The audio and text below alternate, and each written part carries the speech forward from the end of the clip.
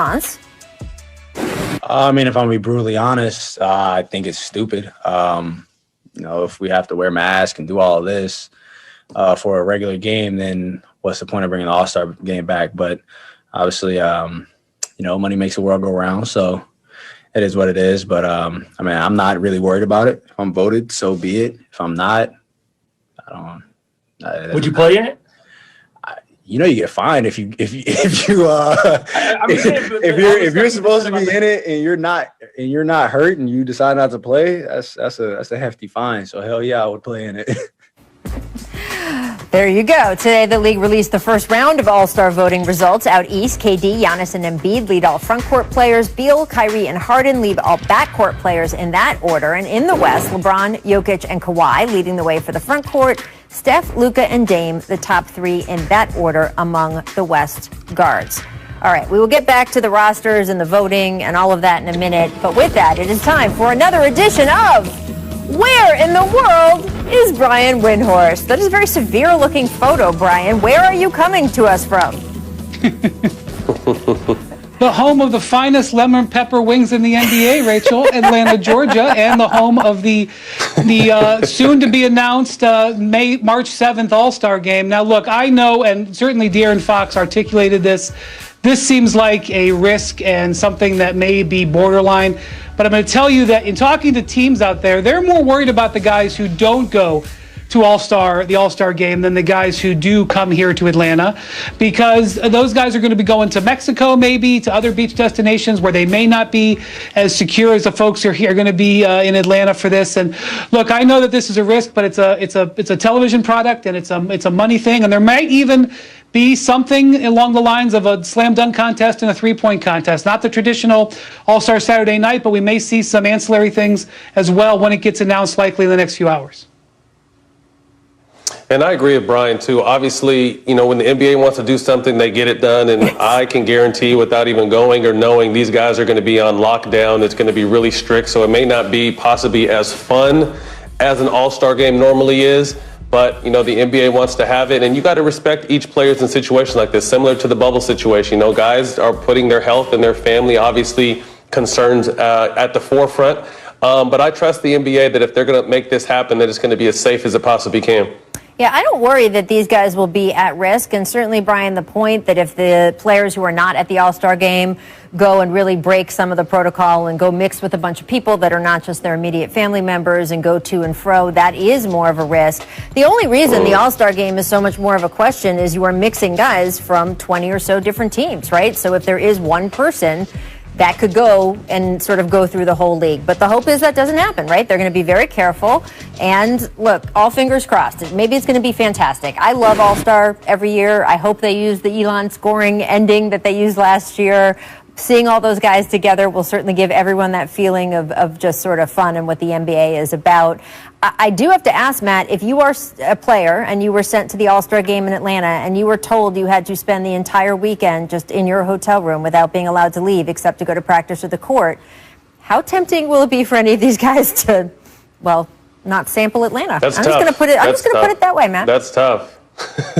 I mean, the fact that it's Atlanta on top of that, yeah. And Atlanta acts like COVID doesn't exist. They've never shut down. Everything has continued to go. Steven Jackson lives out there. We talk constantly about how just Atlanta has been a free-for-all. So it's going to be a tough situation. Like I said, normally you let your hair down, you have a good time at events on and off the court during All-Star. This is just going to be at All-Star. But obviously I think guys that aren't going to All-Star are going to be at more at a risk because they've kind of been contained to these certain restrictions and they have 5 or 6 days off and there's no telling what they're going to do or where they're going to go. I'm very interested to hear what the rules are going to be for the players who are not going to Atlanta, right? Are they allowed to go to Mexico? Are they allowed to, right, the rules? Rules. And then also the rules for the guys in Atlanta. Do they have to stay in their hotel? Are they allowed to have guests? Who are the guests? Anyway, we'll discuss all that later. We will also discuss the All-Star voting later in the show because there's really interesting names and numbers going on there. Let's move on, Brian. Where in the world are you now? Las Vegas, Nevada, where look at that. A player or two might come during their All-Star break if they don't go to Atlanta. The strange thing about this summer, Rachel, is there's going to be two things happening at the exact same time, which is preparation for the Olympics and the NBA Finals. And so it's already becoming an issue because the Tokyo Olympics look like they're going to happen. And how do you do both if you're USA Basketball? So USA Basketball is planning on creating a bubble. That's exactly, I'm sure everybody wants to hear, another bubble for not only members of Team USA, but also the teams from Australia, Spain, and maybe even Argentina. They're going to be represented by a bunch of NBA players as well. They want to have it here in Las Vegas where they can practice and play games against each other before safely, hopefully COVID-free and with vaccines is the idea, fly to Tokyo and compete in the Olympics. The crazy thing, guys, is that the Team USA's first game in the Olympics is scheduled for 3 days after a possible Game 7 of the NBA Finals. So Jerry Colangelo and USA Basketball want to be able to ask the Olympic Committee for them to change their rosters in the middle of the Olympics so that somebody who potentially could have played in the finals or the conference finals who gotten some rest can come over and join the team.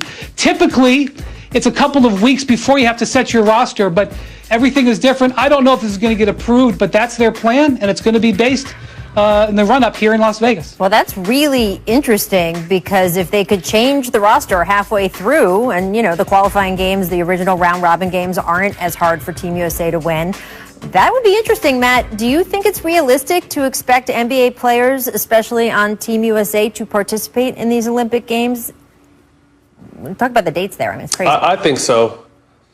I think so. Although the schedule's compact, this is just, we're in different times now, so we're in trial and error and trying to make things go on the fly. But if anything, what I would want to see is really them kind of transition right to it. Because if they took a few weeks off or 3 or 4 weeks off after the finals and you kind of shut your body down, then you try to get your engine restarted, it might be a problem. So, I don't expect guys like LeBron, if he's going to play probably early in the games. But I think at some point when it starts getting more serious, he'll play. But like I said, they're doing something on the fly. This is the Olympics. This is what all the guys are waiting for. So I'm sure we'll have a stacked roster. Will be very interesting, and especially also players who are not Americans, who are playing for their country is so much of a rite of passage of their basketball experience, what they're going to want to do as well. All right, let's move on, Brian. I feel like maybe you're in a place very dear and special to me. Is that possible? Yes, I am. You've been to, I believe, our nation's capital once or twice, Rachel. Yes. I think you stood right here at the Lincoln Memorial, probably on a high school field trip or two. Yep. And last night, the team that calls Washington home, the Wizards, got one of the biggest wins of the season when they went down to Miami, playing a very healthy Miami Heat team. They didn't get in until 4 a.m. on their travel, had to get up for COVID testing like 4 or 5 hours later and stun the healthy Heat. And so 2 big wins in the last week for the Wizards has calmed down any rumblings around Bradley Beal. Let me just say that in talking to people in Beal's camp, in talking to executives out there, even though it looked really bad and it still may again look bad when the Wizards struggle a little bit, there's never been any wavering that Bradley Beal was on the market. Now, whether or not executives believe that will stay that way through March 25th is a different question, but the Wizards are playing better, and Bradley Beal was never on the market if you listen to what everybody is saying. All right, well, Matt, how much should we read into, watch this, all the smoke around Beal and the Wizards? Winning helps everything, but to be honest with you, they're 3-7 in their last 10 games. But the one thing I respect about Bradley Beal is regardless of what's going on, he's going to say and do the right thing on and off the court. Now, whether he's really on the trade market or not, I guess we won't know until that trade line comes and goes. But the one thing about Bradley Beal is he's a consummate pro. He's going to give his absolute most effort.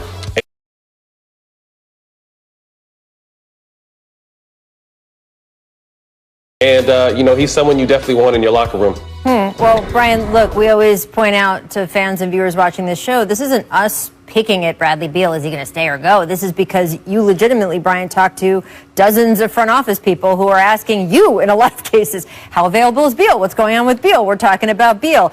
If the hubbub around Beal is simmering down, who is the next person that you hear front office is talking about? Well, Ben Simmons was offered for James Harden, so there's a question about whether if a star becomes available, whether he could be.